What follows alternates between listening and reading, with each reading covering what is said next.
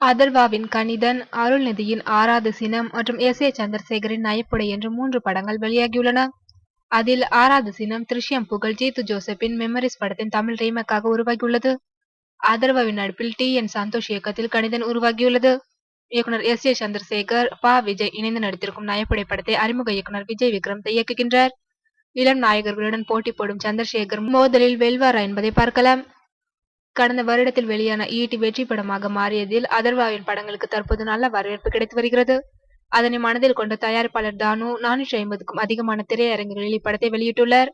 Atharva, Katerina Teresa, Manobala, Bhagyaraj, Aadukalam Naren, Karunakaran மற்றும் பலர் நடிப்பில் உருவாகியிருக்கும் இப்படத்திற்கு ட்ரம்ஸ் சிவமணி இசையமைத்துள்ளார்.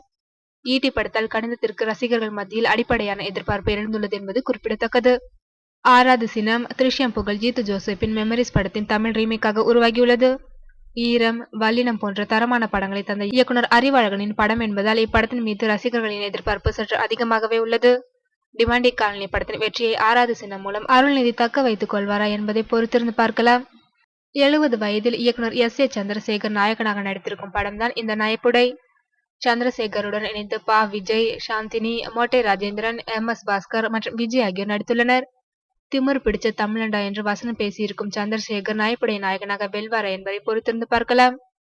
நேற்று வெளியாயிருக்கும் கணிதன் மற்றும் நயப்புடை ஆகிய 2 படங்களையும் கலைப்புலி தானு தயாரித்திருக்கிறார்.